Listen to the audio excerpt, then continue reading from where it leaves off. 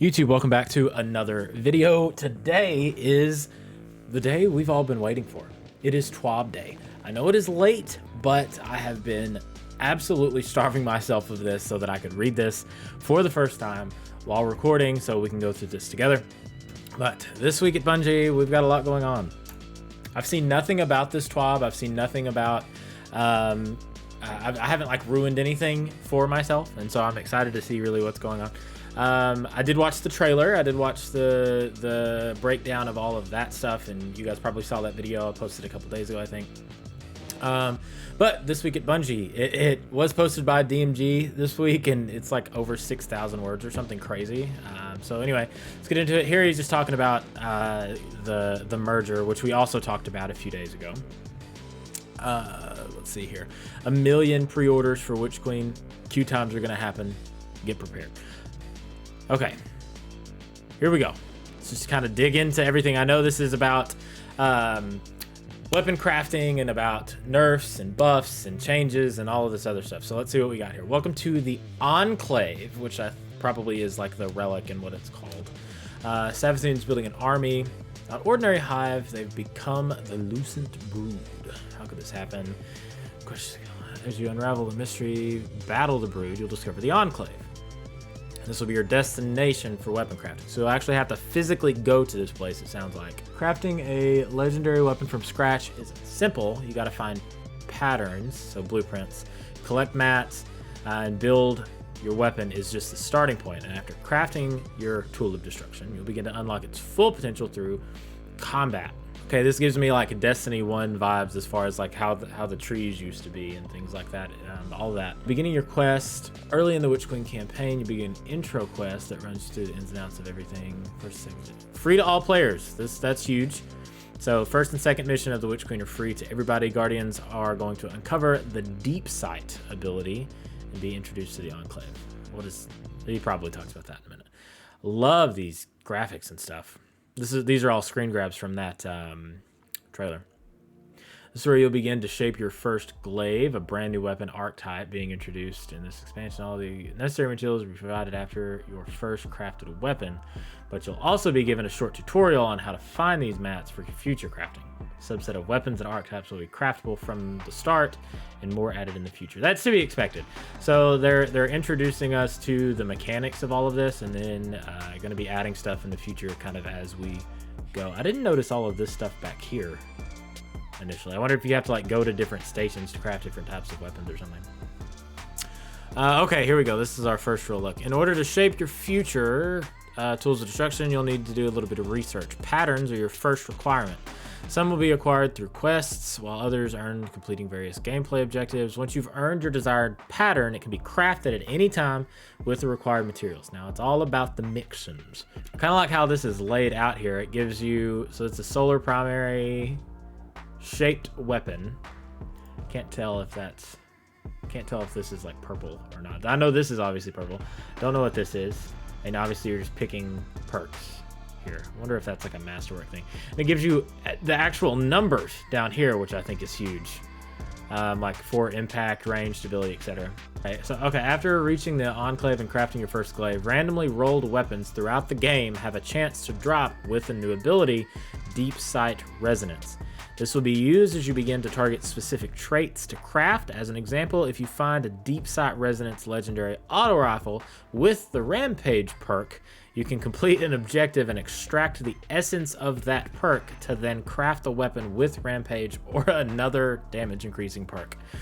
Okay, so this is not going to be something that is super easy and super simple, which I think is a good thing. At least that's how it sounds to me so far. Randomly rolled weapons can drop with this Deep Sight Resonance, and if it does, and that weapon has this other perk, you can do something. I wonder if it'll be like a catalyst thing.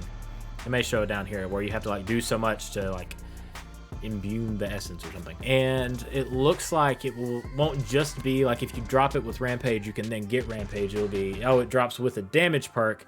You can unlock or craft something with a damage perk or something. Interesting. A Guardian holding Deep Sight Resonance weaponry noted by the red borders. Easily identifiable. Oh, okay, that's the artifact for this season. And that looks like a It's a new exotic ghost shell. That's cool though. A shrieker ghost shell. Forensic nightmare. So it's an extra like ability down here akin to a catalyst. So this weapon possesses a resonance detectable by your deep sight ability. Use this weapon in combat or to complete activities in order to attune to this resonance and extract materials useful for shaping weapons. Activity completions useful to progress to deep sight resonance.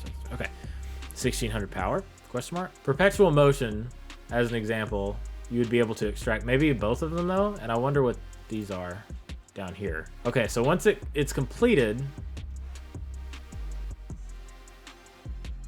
Wait a second. Come to pass. Solar. This is the same. It's the same rifle, and it's arc. It's odd. Maybe that's just a thing in their test bench or something. I don't know. Like current weapons, not every pattern will be compatible with every trait. So you can't just put any trait or any perk on any weapon. So I feel like that's a good thing. But you'll have a good list of traits to mix and match as you customize a given weapon to your desired specifications. Doesn't stop there though. Through the Enclave, which is the destination, the crafter, you'll be able to kick things up a notch and enhance your traits. Oh, you get to pick your frame. Okay, hold on. Once a weapon is crafted, Guardians may begin to increase its level by using it in activities and defeating enemies. There's a bulk of your crafting playtime is upgrades. The more you use your weapon, the faster you'll unlock its full potential. Enhanced stats and traits can be unlocked when reaching those higher levels, granting slight bonuses to your weapon's capabilities. Our goal through the system is to give players reason to invest in their weapons far beyond masterworking could offer in the past, and each weapon can now act as a long-tail pursuit as you look to make your freshly crafted weapon the best it can be. So this crafting is an ongoing thing. You don't just craft your gun and then there it is and you use it. So let's see here. So you pick which frame you want and you can enhance that frame. So it's a masterwork type of thing, but the archetype of the weapon, like a high impact frame on an auto rifle, matters, and it tells you exactly how. So this resonant alloy must be the extraction material. This weapon will earn an additional minor stat boost again at level 20. So it requires like level 7. It clearly goes up to at least 20. Wonder if they say how long it'll go. It can be intimidating to start making decisions on how to build your weapon. So we're giving you the ability to reshape your crafted weapons in the Enclave if you want to mix up the components of your weapons after you finish crafting them. So it's not like you get a weapon, you do it all the way through and you're stuck with it. So you can switch up the barrel, mags, or traits you choose so you don't feel like you got to lock down one path forever, for an extended period of time. This is huge, I think. Big deal. Love that you aren't just stuck in one lane. Guardians begin to embrace the new system. You'll see new legends arise. Some prefer the Hake, don't know how to pronounce it, and other foundries. Others may dabble with the new weapons from some, I'm assuming that's an activity of some sort of something. We're excited to see which weapons that you embrace. This is huge. And they didn't reveal just too terribly much so far with this. I'm excited to get in and play with that on the 22nd. Mementos. While the majority of your crafting experience will be dedicated to all the stuff, there's also an opportunity for a bit of customization when it comes to appearances and activity-specific trackers. At launch, one weapon memento will be available for players to earn through Gambit. Oh no. Unlocking a Gambit-themed appearance and tracker. Rank up your weapons to max level, head back to the Enclave, and apply your freshly earned memento for some sweet flair. Okay, trials, Grandmaster mementos as well, and more of them down the line. We're excited to introduce a new in-game rarity cosmetic item for players to chase as they build their arsenal of weapons. That's kind of cool. I guess it's an ornament of some kind, a memento ornament of some kind. I hate that the first one's Gambit though, but whatever. Exotic crafting. Legendary weapons aren't the only thing you'll be able to craft. The upcoming Osteostriga and 3 glaives will also be crafted through this Enclave once you find their patterns. You may have the opportunity to customize things like barrels or stocks while preserving the exotic look and feel. Okay, looking for a longer range profile for the weapon or opting to shred through your enemies up close and personal? Through the Enclave, you can do just that. So it's an actual customization of these exotics, some of them. So if I want a longer range option on my exotic, I can do that. Okay, maybe I've been screaming for a Thorn catalyst. Maybe I don't need one. Maybe I just need them to add this to all of the old exotics, and I can add a little range to Thorn, or maybe make I don't know. This is interesting. I did not expect this, because at first this just sounded like a extended exotic quest. So you've got to go quest for the items, bring them back to the Enclave, and craft the item. Actual customization of exotics. That is huge. huge. Crafting is going to introduce a bunch of new ways to invest in a given weapon. Tuned and presented, this is about pinnacle weapons, as being the best in class weapons. This is something, I don't know where this is going to go for the rest of it, but I and several others desperately miss pinnacle pursuit, like ritual weapons. So hopefully this is good. This is good. But they were expensive to build for legendary weapons and had some undesirable side effects, such as the PvP pinnacle weapons becoming mandatory in PvE, like Recluse or Mountaintop. But that is true, that did happen. Or becoming incredibly unpleasant to play against, or so strong that no weapons could compete in PvP. Mountaintop, yeah, and Not Forgotten was a pain. But I didn't mind that personally so much, because I personally feel like pinnacle weapons, top tier weapons, should be better. That's just my opinion. Feel free to disagree with me in the comments. We moved away from pinnacle weapons, didn't go into much detail, so we'd like to take a moment to clarify the move and introduce the pursuit weapon for next season. The intent of season 12, as of season 12, is that a pursuit should be a solid weapon, 70% of a god roll in its archetype, with perk options that work well in both PvP and PvE, which could be reliably attained without a huge grind. I hate that. Keep going. These should act as good starter weapons for both of those, while leaving space for weapons from pinnacle activities like Trials, Rage, Nightfalls, etc. Generally ship a similar weapon with a higher potential in the same season later in the season. Salvager's Salvo basically ignores this guideline, but we really wanted to put Chain Reaction on a special ammo weapon. Okay, so that's just, yeah, Salvo, ridiculous. There's a quick breakdown of how each pursuit weapon since season 12 compares to the randomly rolled ones. Adored is a good sniper rifle, but better snipers shipped alongside it.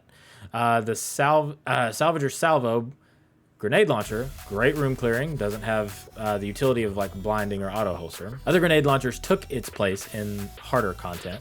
Null Composure, beautiful fusion, and brought back the Reservoir Burst, which we loved. We also got Reservoir Cartesian, had better options for DPS. It's true and it's not. The Ascendancy brought back Explosive Light. Hothead can get this and other perk options. So they liked, I guess it was just a minor grind weapon is what the whole idea was here, but there were other weapons that were just as good or better. And that, I just don't understand. I don't understand that mentality, honestly, whatsoever. I feel like personally, there should be a weapon within each category that you can grind for, put a lot of time and effort into, and it is the god roll weapon that you may not have gotten because of RNG, but if you do these things and do it well and do it, work at it, you can get the god roll weapon no matter what. That's my opinion. Again, feel free to correct me or to, put your own comments down below. With that, let's look at the Reckless Endangerment Pursuit Shotgun. So that's the one for this season, yeah. Steady Hands perk for massive handling boost after a kill and snapshot. There are other shotguns in the release with more sought after PvP and PvE rolls. So this is just another pursuit weapon, which is fine. I don't know, I guess this is gonna be pretty good. I think after a kill, you get a massive handling perk to swap back to your other weapon. I think like most people, like Elemental Capacitor on Arc would let you swap the other way, but also don't need snapshot on shotguns for the most part.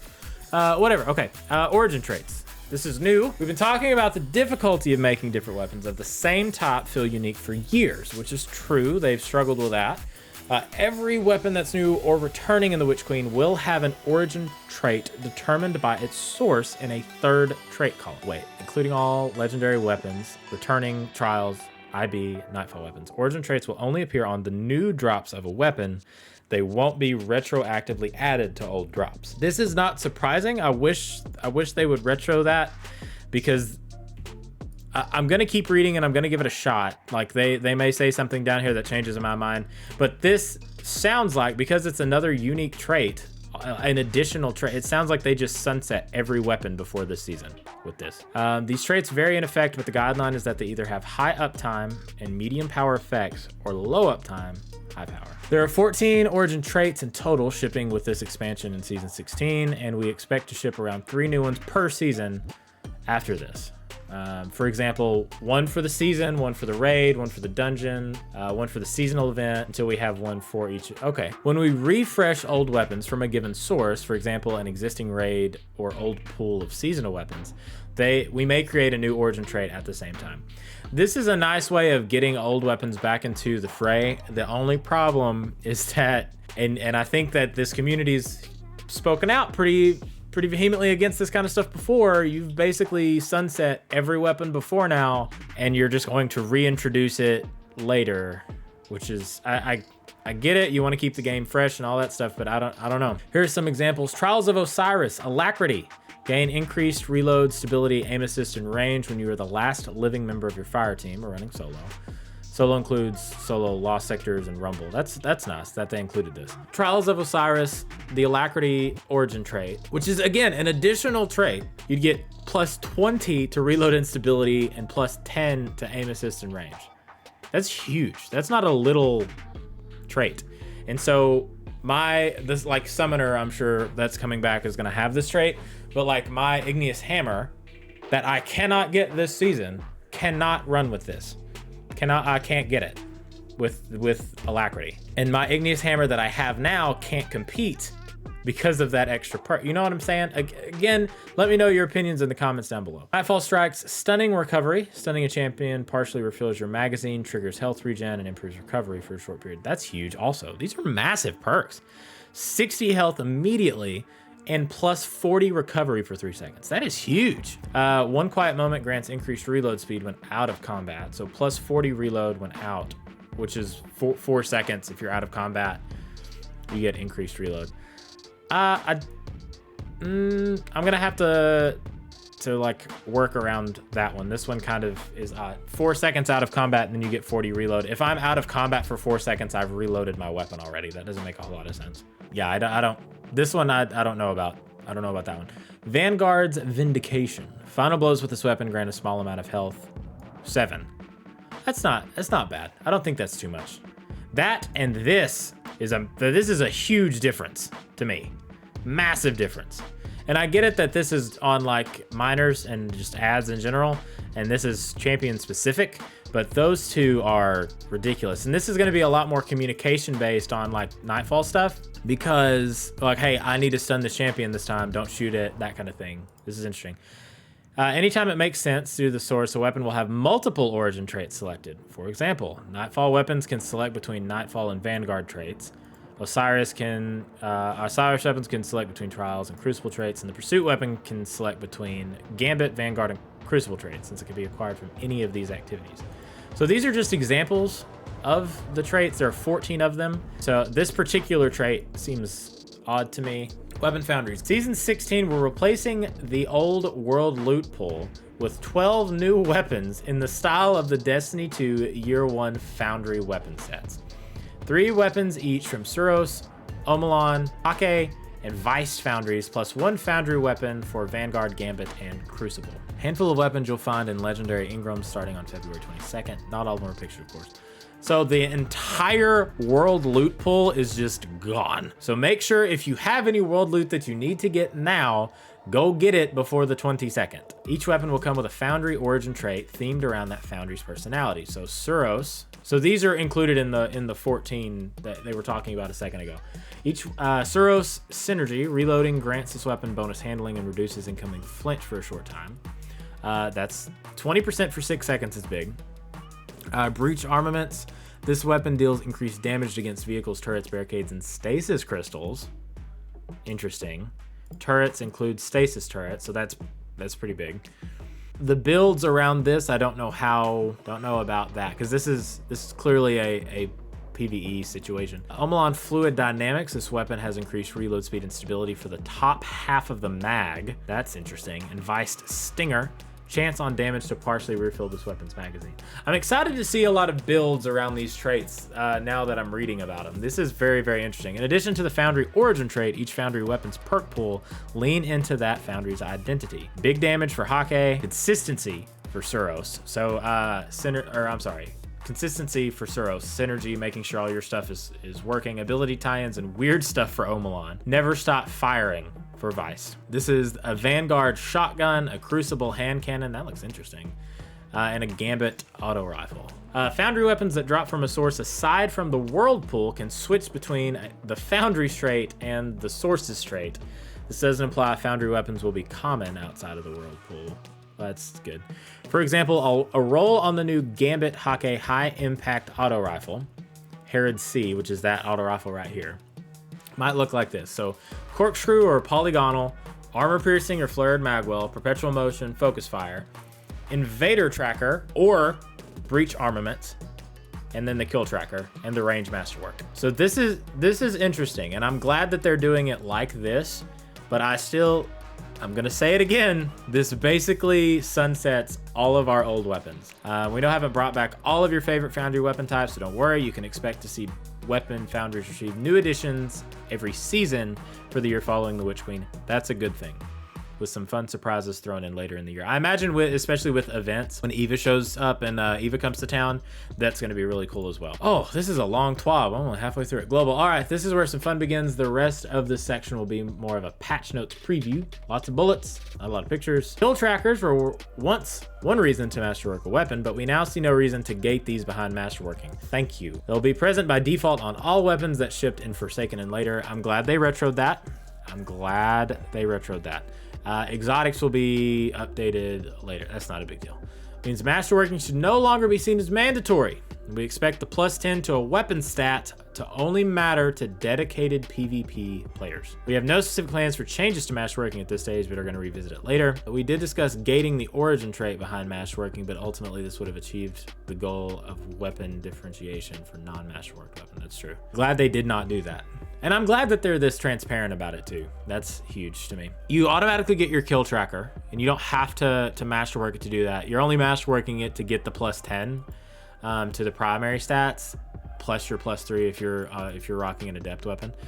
That's a big deal, and they've already talked about doing the orb thing. They talked about that in the previous TWAB. The orb generation is not tied to masterworking either, which means masterworking is only for those dedicated PvPers that want the extra stat boost. Which is, with all these other origin traits and stuff, I don't know how important that's going to be depending on how all that stuff works out, and if you get to pick your masterwork in the Enclave and all of that stuff. That's all going to be interesting. Weapon mods for legendary weapons are now free and instant. Thank you, Bungie. That was one thing I was really super bummed about, that they didn't update in that last update, but I'm so glad that that's getting fixed. We believe that many pain points around special weapons, here we go, in Crucible are exasperated by how easy it is currently to acquire special. Further adjustments. Players now only drop a single special ammo on death, no matter how much they are carrying, as long as they aren't empty. So if they're empty, nothing. If they have any special, they will drop one. The maximum you can pick up off of a brick is 1 for shotgun, 1 for fusion, 1 for sniper, or equivalent for other weapons. So they've just based it down. Like Forerunner, for example, is going to get more than 1 shot. Scav mods add to this like it normally does, and they're going to be evaluating that in Crucible in the future. I don't run scav mods in Crucible. If you do, let me know. I've never done that. I may start doing that. Players quickly found another way to execute the quick swap glitch, so we fixed that. Archetypes. Season 15 fusion rifle rework had a lot of moving parts. Rapid fire, precision, adaptive fusions all came out of this different, but all quite strong, and high impact fusions hurting. That is true. We've definitely seen all the fusion rifle subfamilies occupy different roles, want to maintain large differences in charge times and stuff to make those distinct, nudging damage up to make it easier for these to land kills at range in PvP. Don't know if I agree with that, and we are bumping the PvE damage scalar. That's fine. Okay. That said, we'll keep an eye on how they're doing and may adjust charge time down a smidge in a future release. This is a substantial buff. Increased high impact fusion rifle damage per bolt, 62 to 64. That is a lot. Increased high damage fusion rifle PvE from 15 to 20%. That is fine. I really just didn't think fusion rifles needed a PvP buff, but that's okay. We like that the crowd control capabilities of breach grenades in PvE have taken off, but as it stands, no meaningful trade-off for the added utility that blinding or concussive gives. It's unreasonable that a way to really annoy other players in PvP can also one-shot them. Reduced blinding and concussive grenade damage by 25%. Thank you very much, because you're super right, super annoying, and you got killed by it so fast. Rocket launcher sub families have lacked meaningful differences for a while, and their free tracking precisions are flat out better. It's true. So we're pushing them further apart by adjusting damage. We may have a deeper look at rocket launchers later. The fact that they didn't take a deep look now is kind of confusing. I thought this season was supposed to be pretty rocket launcher heavy. Damage adjustment by subfamily are all there. Aggressives and adaptives went up and precisions went down a little bit. We took a big swing at sniper rifle aim assist based on zoom and beyond light and have seen this play out and are revisiting the tuning on these. Low zoom snipers got more of an aim assist reduction than they needed. Mad facts. And high zoom snipers are getting some pretty silly headshots right now. Mad facts. Reduced variance in aim assist scaling between low and high zoom sniper rifles. Good. This is a good thing, I think. Pulse rifles take slightly too long to kill red bars, so we're buffing their damage versus miners by 10%. But if you want exotic pulses to feel better at this, oh boy, keep reading. Okay, so pulses just in general are getting a red bar buff of 10%. That's good. Exotic weapons. Exotic primary weapons and trace rifles aren't sufficiently stronger than legendaries for them to be worth bringing into hard PvE content. That's true for the most part, particularly against miners. Note that this change applies to all exotics that use primary ammo and includes most secondary effects like perk triggered explosions. Increased damage versus miners by 40%. No time to explain just got absolutely broke. 40% is huge. This is going to be a lot of fun in PvE. That's going to be a lot of fun in PvE. Oh man. Chaperone is a terror in PvP, facts, particularly with the nerf to pellet shotguns and the reduced frequency of grenade and melee abilities. That is a good point. Outperforms weapons that ought to be good. Yeah. Reduced passive range buff from 2 meters to 0.5 meters. The death of Chaperone is upon us. Duality, similar place to Shappy, but it's not quite as rangy. That's, yeah, it's true. Its exotic trait shipped with the constraint that it would wipe on reload, make it harder to chain. Having seen it in action for a while, we don't think that limitation needs to be there. So reduced passive range buff in slug mode to the same as Chaperone's. On Black Wings damage buff no longer clears on reload. That's not bad. I still think Duality and Chaperone now are both will not be seen a lot in PvP at all. I think this just absolutely destroyed both of these weapons in PvP. TWAB is extremely strong as it is, but currently demands complete commitment. Yeah, with no weapon switching. This constraint is a bit harsher than it needed to be, so we loosened it without removing it. The duration extension when damaging players did actually function in PvP. It was so subtle that players kept reporting that it was bugged, so we bumped them up. Reduces perk progress by half when you swap. That's huge. Increased Ravenous Beast duration slightly. I like that. This may be my sleeper for this so far. I'm gonna have to pull that out of the vault, I think. Ruinous Effigy has been overdue for a look at its Beyond Light nerf. I have not used this since the nerf at all. Just so you know. If you have, let me know in the comments. The nerf to damage dealt while guarding. Yeah. Rolling it back completely. Increase the damage dealt by guarding with the transition by 66%. Okay. Almost fully. Multi-kills now count for Origin armor mods. Previously only kills with the beam would trigger this. Okay, that's not huge, but it's like a fix more than anything. Luminous stats don't compare with the other 140s. Correct. And its usage reflects that. So we're updating these alongside with some of the legendaries that used to be 150 that moved down to the 140. Increase the range stat. That's substantial. Increase the base stability. That's substantial. Sorry, Thorn fans. Thorn is already strong and popular, and a similar buff would turn it into a monster in PvP. I don't have a catalyst. Give me something extra. Give me this. Give me a range stat buff just a little bit, please. Agriceptor initial implementation used super regen scalars, which had a very weird effects and activities that also had scalars, so on top of them. We rebuilt it to turn off regen while active and have implemented a slower drain using different methods. So fixed being able to activate or continue using the empowered mode while suppressed. I never ran into that, but I've heard some people that did, and that's a massive problem, and I'm glad they got that fixed. And they rebuilt the perk. Used to modify super charge rate, now freezes super recharge and deducts super directly, fixing several issues with activities that change the charge rate and outliers. Like Mayhem, as the example. Super should now drain more slowly while empowered. So this is just kind of a rebalance for the perk, I think, and I never used it a ton. I did a video on it. Go check that out if you are interested, but that's good. Oh, here we go. Dead Man's Tail feels good to use both on M&K and controller. We don't want to go back to it feeling unreliable, but it's far too good at spamming hip-fire shots at long range. We've been saying this for a long time. Reduce the catalyst hit fire rate by 20 per minute. That is helpful. I'm curious to see exactly, put numbers to paper and stuff on this in testing, but that's good. There's a step in the right direction for sure. Lawrence Driver and Arbalest remain fairly hard to counter. Almost impossible, some would say. Common complaint is how easily they can shoot through flinch. Yeah, there's no flinch when you're using them. I've been keeping an eye on these moving forward and have another change planned if needed. They increased their flinch. Step in the right direction.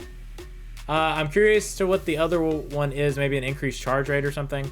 But this is a step in the right direction. I don't know if that's going to be enough, though. Depends on how much this is. I don't know. They didn't give me a percentage. Forerunners ammo economy was fairly conservative when we shipped 30th, but having seen how it's using PvP, a little more ammo per special brick. This is big, especially with the new change to special in PvP. So that's 45. That's good. That's good, I think. Several legendary have out-of-band stats, either their benefit, detriment, or both. When infusion caps were still around, this was okay because they'd cycle out eventually. Now that weapons remain viable in all activities forever, and the solution is to adjust outliers to be in band. This is an old article a year ago. Hand cannons. The band for legendary 140s, aim assist, ends at 84, and this extreme should be for hand cannon from pinnacle activity like raid or trial. So maxing that out should be from pinnacle. But when 150s were converted down, many of their stats were either too high or too low, adjusting the stats within the standard ranges. An overall buff in most cases. Dire got an overall buff, plus 4 to... None of these are crazy, by the way. None of this stuff is insane. Dire got a buff. Waking Vigil got a buff. Jack, Queen, King, that one hurt the most. You know, that and spare rations hurt the most in aim assist, but I don't think any of these numbers are going to make a difference that we see in pick rate. I don't think. Fellwinter's Lie intrinsic perk makes it far too consistent and lethal compared to other similar shotguns. Yeah, if you're using you're either using Fellwinter's or you're not using that archetype. That is just how good it is. 15% spread angle. I don't know if this is going to be enough to knock Fellwinter's off its throne. I'm curious to see what the others are, but I'm curious to see how that plays out in PvP. Most of Oculus SMG stats are wildly out of band for an aggressive SMG, but it does suffer from having a low zoom compared to others. Minus range, minus stability, minus handling, minus aim assist. Oculus SMG, over. Typically, we don't adjust base stats on specific weapons at all post-ship, so we don't intend to do this regularly. Yeah, but this is like a good fix. That's a good fix, Bungie. Perks. Oh my god, this TWAB is so long. We want players to be able to choose to build into hip firing more easily, so we're adjusting hip fire grip. I never used it. Now it increases damage fall off start and end distances by 20%. That's good. Adagio often felt like it changed a weapon's subfamily to the next slowest rate of fire, but it was worse. That is exactly what it was. It's exactly what it was. Increased duration from 5 to 7 seconds. Increased the bonus damage except on bows and fusions to 30%. Plus 10 to range, and added a timer to buff text to make it easier to tell when it's going to expire. I don't know why this isn't on every single perk and on everything. I want that on everything. I want to know what I have active, when I have it active, and how long I'm going to have it active for. Dual loader is okay on paper, but in practice, that reload speed is pretty painful. That is true. That's pretty nice, though. Danger Zone felt pretty risky to use in some cases. Reduced self-damage scalar for grenade launchers. Oh, stop buffing grenade launchers. Don't do that. Oh, this is huge.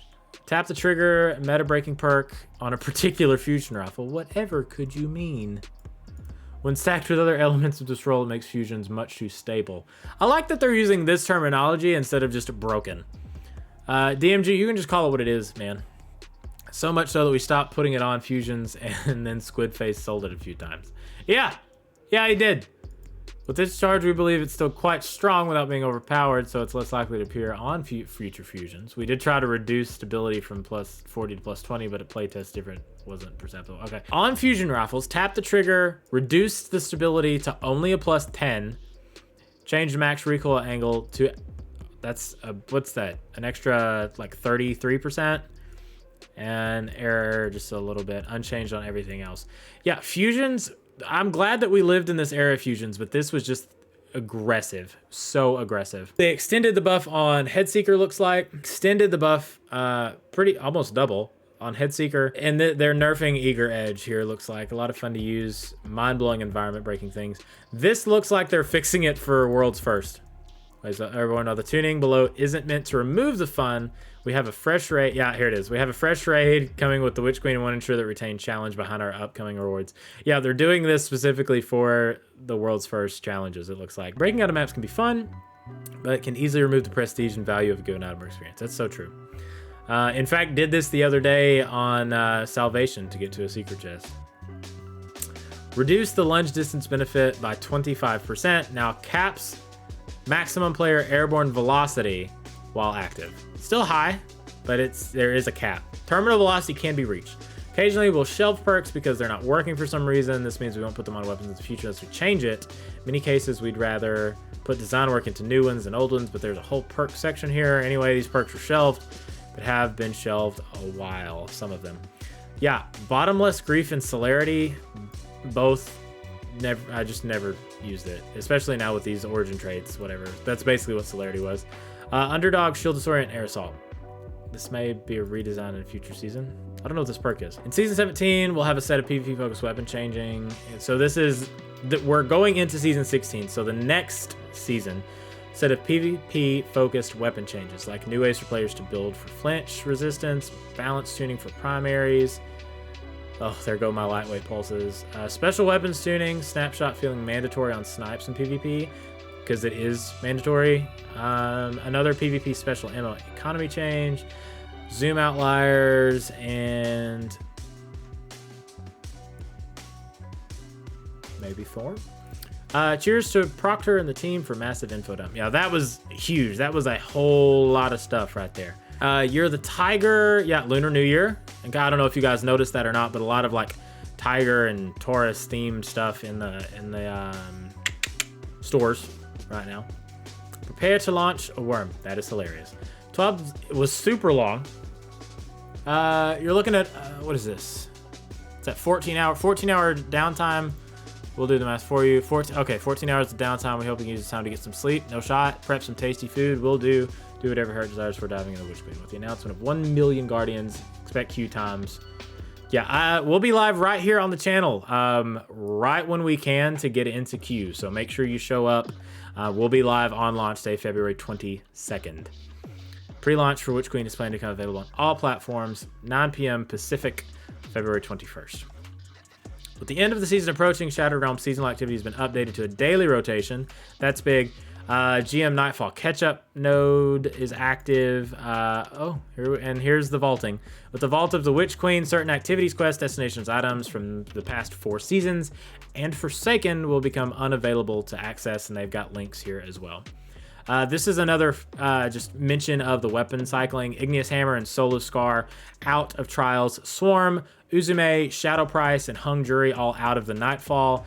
Multi-match, which is an L for me because I never got a God roll. Time Worn, Spire, Guiding Sight, and Steady Hand all dipping from IB. Players should make sure to claim all of their Ingrams and other rewards before the new season begins. Any rewards not claimed from ritual vendors will be removed at the end of the season. So go get all those before the season is over. And again, just another reminder to cash in your gunsmith materials. Don't forget to do that. More known issue stuff if you're interested in that. That was amazing. What a TWAB, guys. What a TWAB. This was a long one, and I appreciate you sticking out if you did for this long. Make sure you drop a like, subscribe to the channel, and I will see you in the next one. Bye.